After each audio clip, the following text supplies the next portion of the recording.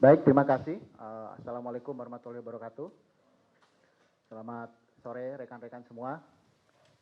Terima kasih atas kehadiran rekan-rekan semua. Mohon maaf terlambat 6 menit ya, Pak Menteri hadir ke sini.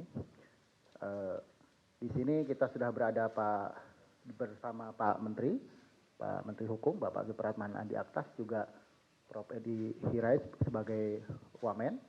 Juga kita akan memberikan sedikit keterangan tentang beberapa hal yang viral di publik, terutama terkait amnesti.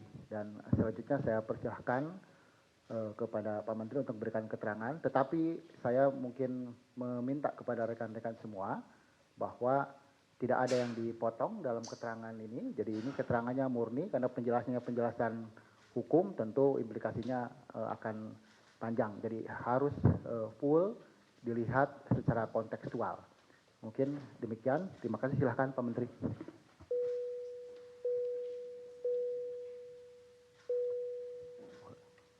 Baik, terima kasih Pak Wamen yang saya hormati, Pak Stafsus dan teman-teman media. Ya. Pertama-tama saya ingin menyampaikan terima kasih kepada teman-teman media yang sudah berkenan hadir.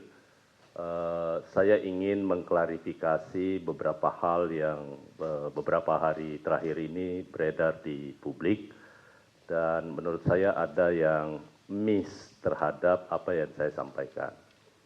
Yang pertama, bahwa konteks dari pernyataan saya itu adalah terkait dengan pernyataan Bapak Presiden di Kairo terkait dengan pengampunan.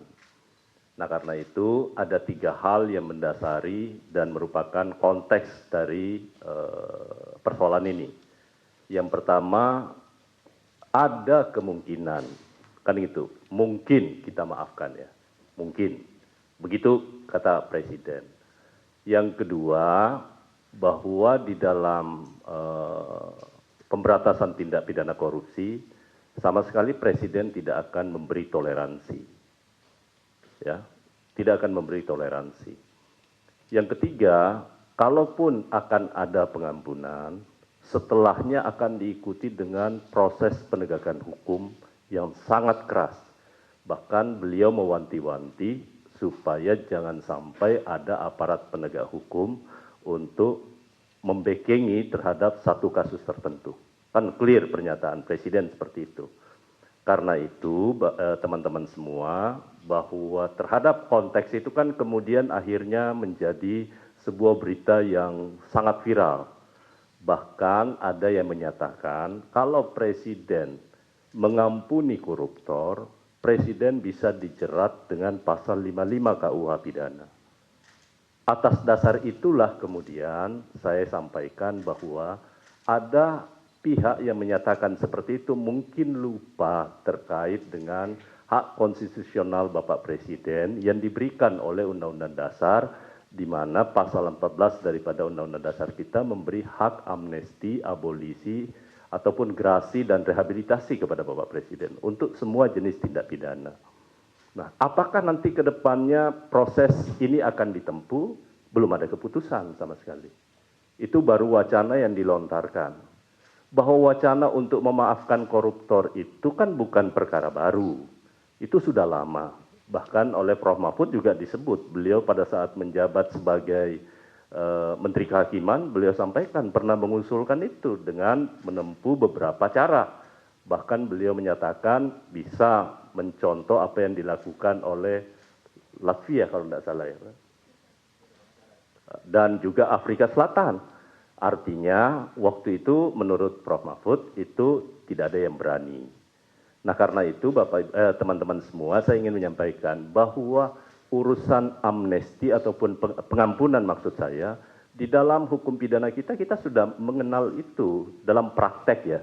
Satu, untuk tindak pidana korupsi kan sudah ada restoratif justice yang sudah diterapkan di beberapa aparat penegak hukum.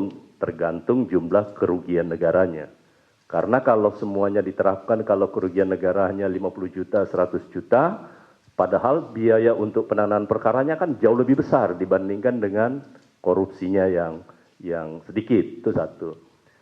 Nah, yang kedua yang ingin saya luruskan adalah menyangkut soal denda damai. Yang saya maksudkan itu adalah mengcompare, karena Undang-Undang Tindak Pidana Korupsi ataupun juga Undang-Undang Kejaksaan khusus kepada tindak pidana ekonomi, dua-duanya itu adalah tindak pidana yang merugikan keuangan negara, merugikan perekonomian negara. Karena itu ada ruangnya yang diberikan, dan ini bukan barang baru terkait dengan proses pengampunan, karena kita sudah pernah melakukan 2 kali tax amnesty. Kan negara memberi pengampunan. Kemudian di dalam Undang-Undang Cipta Kerja juga ada yang terkait namanya denda keterlanjuran untuk tindak pidana di bidang kehutanan yang itu dimungkinkan untuk dilakukan sebuah proses penyelesaian di luar pengadilan. Nah, karena itu hanya compare bahwa ada aturan yang mengatur, tetapi bukan berarti Presiden akan menempuh itu, sama sekali tidak. Karena bukan domain Presiden kalau menyangkut soal denda damai tadi. Itu adalah kewenangan yang diberikan kepada Jaksa Agung, ya. Tetapi sekali lagi untuk tindak pidana korupsi itu hanya sebagai pembanding bahwa ada aturan yang mengatur soal itu. Tetapi intinya teman-teman semua, bahwa keinginan kita memperbaiki Republik ini dari praktek tindak pidana korupsi kan sudah berlangsung begitu lama, sejak era reformasi. Tetapi sampai hari ini kemudian kita tidak bisa menyelesaikannya secara baik. Nah, karena itu ada semangat baru yang diinginkan oleh Bapak Presiden. Silahkan kita akan bicarakan menyangkut soal mekanismenya nanti kalau toh kebijakan pengampunan itu akan diambil oleh Bapak Presiden. Tetapi sampai hari ini kita baru di Kementerian Hukum lagi menyiapkan rancangan undang-undang tentang grasi, amnesti, abolisi, dan grasi. Nanti kalau sudah selesai, kami akan sampaikan kepada kawan-kawan semua. Jadi sekali lagi terkait dengan isu denda damai tadi itu adalah hanya mengcompare menyangkut soal penyelesaian suatu tindak pidana di luar pengadilan. Itu aja intinya. Kita punya contoh-contoh yang lain. Saya rasa itu yang perlu ingin saya sampaikan kepada teman-teman. Sekali lagi, ini kalaupun nanti ada yang salah mengerti dengan apa yang saya ucapkan, ya saya menyatakan saya mohon maaf, tetapi sekali lagi itu hanya contoh atau komparasi terhadap penyelesaian tindak pidana yang terkait dengan merugikan perekonomian negara di bidang tindak pidana ekonomi dengan tindak pidana korupsi.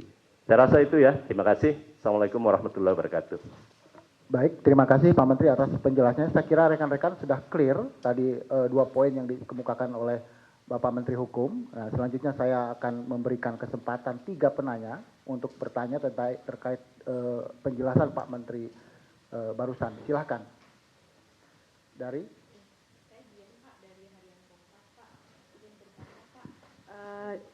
Sebelumnya kan sudah pernah diungkapkan bahwa akan ada 44.000 yang akan mendapatkan grasi, amnesti, dan abolisi gitu. Nah, Prof. Yusril, Menko Hukum itu sudah menyebutkan bahwa kemungkinan ada ribuan gitu koruptor yang bisa mendapatkan amnesti gitu. Nah, sejauh ini dari kajian dari Pak Menkum sendiri, itu boleh dijelaskan Pak datanya ada berapa gitu.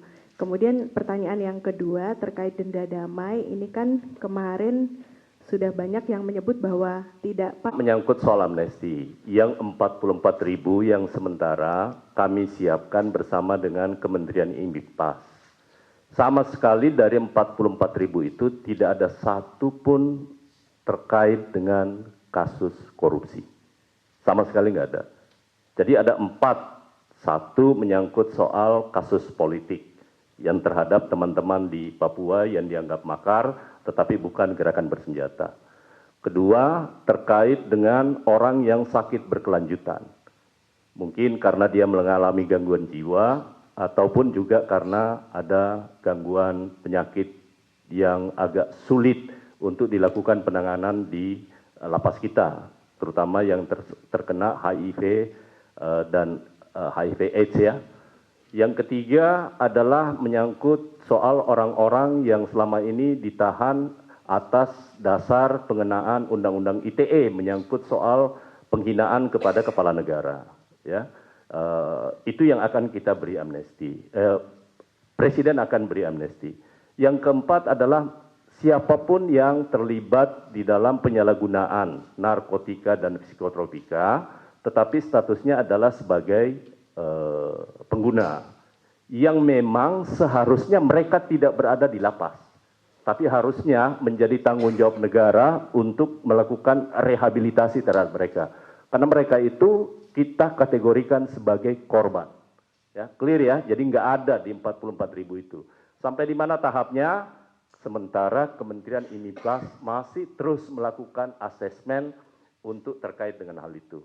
Karena itu nanti setelah kami menerima daftar nama yang 44.000 yang masih perkiraan itu, kemudian kami akan buka ke publik, kami akan kirim ke Presiden, Presiden akan nanti menyurat ke DPR untuk meminta pertimbangan. Ya, itu mekanismenya. Nah, terkait dengan denda damai tadi, sekali lagi saya katakan itu hanya mengcompare saja bahwa ada proses penyelesaian terhadap tindak pidana yang merugikan ke perekonomian negara itu boleh diselesaikan di luar pengadilan, ya kan? Kan itu saja masalahnya. Karena itu saya rasa untuk denda damai kita selesai sampai di sini sudah clear bahwa itu diterapkan untuk tindak pidana ekonomi, tetapi tindak pidana ekonomi itu kan intinya juga merugikan perekonomian negara. Ya, itu. Jadi supaya jangan disalah tafsirkan. Saya rasa itu ya cukup menjawab. Ya. Baik, satu lagi. Terkait dengan menerjemahkan apa yang disampaikan oleh Presiden, saya rasa tidak ada pertentangan antara satu menteri dengan menteri yang lain di kabinet Bapak Presiden sekarang. Prof. Yusril menyampaikan hal yang sama dengan yang saya sampaikan, bahwa kita tidak boleh membenturkan undang-undang dengan undang-undang dasar. Ini kan pengetahuan yang paling dasar, bahwa kita punya hierarki perundang-undangan. Kalau ada orang yang menyatakan bahwa kalau Presiden memberikan pengampunan dalam bentuk amnesti, bertentangan dengan undang-undang, karena kan di Undang-Undang Tindak Pidana Korupsi dinyatakan bahwa mengembalikan keuangan negara itu tidak menghapus pidana. Benar, itu tidak salah. Tetapi jangan lupa bahwa Presiden oleh Undang-Undang Dasar diberi hak untuk bisa memberi grasi dalam bentuk pengurangan masa hukuman. Tetapi kan tidak boleh Presiden serta-merta. Kalau grasi harus minta pertimbangan ke Mahkamah Agung. Yang kedua, Presiden diberi hak untuk memberikan amnesti. Dalam arti kata menghapus kesalahan, menghapus pidananya. Tetapi kan Presiden tidak boleh serta-merta. Presiden sebelum melakukan itu wajib meminta pertimbangan ke Dewan Perwakilan Rakyat Republik Indonesia. Demikian pula halnya abolisi. Abolisi ini kan tidak meneruskan atau menghentikan perkara yang sedang berjalan. Mau tindak pidana apapun kita tidak dibatasi oleh Undang-Undang Dasar. Presiden diberi hak untuk itu. Tetapi apakah Presiden akan menjalankan? Kita tunggu nanti Presiden seperti apa kebijakannya. Tapi apa boleh? Boleh. Yang saya ingin tanggapi, jangan membenturkan seolah-olah kalau Presiden mengambil langkah itu kemudian dia dianggap turut serta menggunakan pasal 55 KUH pidana. Itu yang sebenarnya konteksnya yang ingin saya mau sampaikan kepada teman-teman. Dari sisi hierarki udah jelas. Undang-Undang Dasar memberi kewenangan kepada Presiden untuk melakukan 4 hal tadi. Ya, tanpa mengurangi ketentuan perundang-undangan yang berada di bawahnya. Nah, yang untuk pertanyaan terakhir tadi menyangkut soal apa yang akan Presiden lakukan. Presiden kan sudah sangat jelas. Bahwa setelah selesai kalau beliau mengambil, kan belum. Ya kan? Satu, beliau akan melaksanakan penerapan hukum yang maksimal. Akan menindak aparat penegak hukum yang membekengi semua usaha yang merintangi penegakan hukum di bidang tindak pidana korupsi. Kan clear pernyataan Presiden. Nggak ada yang perlu kita perdebatkan. Langkah-langkah berikut adalah menyangkut soal regulasi. Tadi Saya sudah minta kepada Pak Wamen untuk mengawal pembentukan penyempurnaan undang-undang tentang gerasi, amnesti, abolisi, dan rehabilitasi. Lagi disusun oleh Dirjen PP. Ini dikawal oleh Pak Wamen. Yang kedua, regulasi yang lain. Baik itu menyangkut soal, jangan lupa, undang-undang itu kan produk politik. Bukan hanya presiden, tetapi juga parlemen. Karena itu dari awal saya katakan, apakah pemerintah akan mengajukan undang-undang perampasan aset, pembatasan transaksi uang kartal, ataupun yang lain. Kan sudah jelas di dalam prolegnas jangka panjang kita. Kenapa kami belum mengajukan itu? Yang pertama, karena ini adalah proses politik yang tentu butuh pendekatan supaya dia lebih cepat untuk kita bisa putuskan. Karena itu yang lalu saya sudah sampaikan, saya lagi roadshow bersama-sama dengan baik di fraksi-fraksi maupun kepada pimpinan-pimpinan partai politik terkait dengan itu. Presiden tentu tidak berkeinginan begitu diajukan kemudian tidak dibahas. Nah ini yang harus kita selesaikan. Makanya kemarin itu kita mengusulkan kalau bisa satu paket nanti antara undang-undang yang disebutkan dengan juga undang-undang tentang partai politik. Supaya ini simultan kita lakukan. Saya rasa itu ya. Satu lagi, kesempatan lagi, silakan. Pertama, itu yang saya maksudkan tadi, ini kesalahan konteks ya. Tapi sekali lagi yang saya katakan soal denda damai itu ada aturannya. Ya, ada aturannya. Tetapi apakah sudah diimplementasikan? Sampai sekarang belum, karena menunggu peraturan turunannya. Tetapi itu hanya terkait dengan tindak pidana ekonomi. Yang saya maksudkan kemarin itu karena sama-sama merugikan perekonomian negara dan juga kemungkinan keuangan negara, itu boleh diterapkan. Tetapi sekali lagi, saya rasa diskusinya sudah selesai karena menyangkut soal di tindak pidana mana denda damai itu bisa dilaksanakan. Ya, itu clear ya. Kemudian yang terakhir menyangkut soal perjalanan dinas. Sebelum instruksi ini keluar, Bapak Presiden sudah mewanti-wanti kepada seluruh anggota Kabinet Merah Putih untuk sangat selektif terhadap perjalanan dinas. Bahkan kami sudah menerapkan itu di Kementerian Hukum. Bahkan sampai hari ini saya mungkin untuk perjalanan ke luar negeri sama sekali belum pernah. Ya, kemudian juga perjalanan dalam negeri sangat terbatas. Saya bahkan kami di Kementerian Hukum mengembangkan sebuah sistem supaya bisa menggunakan rapat by Zoom ya untuk saling berkoordinasi dan saya rasa itu akan lebih efektif. Dan implementasi ke depannya juga saya sudah minta bersama-sama dengan Pak Wamen dan Pak Sekjen untuk menyampaikan sosialisasi ini kepada seluruh teman-teman di Kekanwil untuk tidak sering-sering ke Jakarta. Kalau ada rapat koordinasi yang akan kita lakukan via Zoom ya. Nah karena itu apa yang dilakukan oleh Bapak Presiden itu kan mengindikasikan bahwa niat beliau untuk melihat pemanfaatan dari APBN itu benar-benar bisa dilakukan sesuai dengan yang kita butuhkan. Dan jangan lupa di Kementerian Hukum teman-teman semua saat ini apa yang kami lakukan untuk mengikuti perintah Bapak Presiden dalam rangka penggunaan anggaran seefisien mungkin dan bisa lebih memberikan pelayanan kepada masyarakat dan itu lebih baik. Sekali lagi saya sampaikan, transformasi digital yang kami kembangkan nanti itu memungkinkan seluruh layanan di Kementerian Hukum itu bisa diakses lewat digital, ya kan? Kalau ini kita bisa lakukan, maka semua layanan tadi itu pasti akan memberi kepuasan dan mencegah tatap muka antara orang yang meminta layanan dan pemberi layanan. Itu bagian dari ikhtiar Kementerian Hukum untuk memperbaiki tata kelola pemerintahan. Itu bagian dari upaya yang kami lakukan mengikuti amanat Bapak Presiden kepada di Kementerian Hukum untuk menciptakan sistem yang akuntabel, transparan. Inilah yang kami kembangkan saat ini.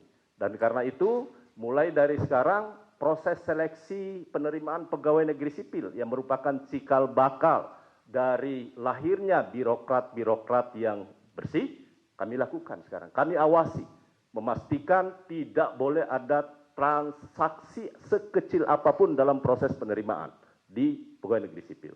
Yang kedua, berikutnya kami lakukan merit system, sehingga pengelolaan jabatan-jabatan struktural maupun fungsional yang ada di Kementerian Hukum itu berbasis pada kemampuan dan minat dari teman-teman yang berusaha untuk mendapatkan jabatan yang memang bisa diraih, ya.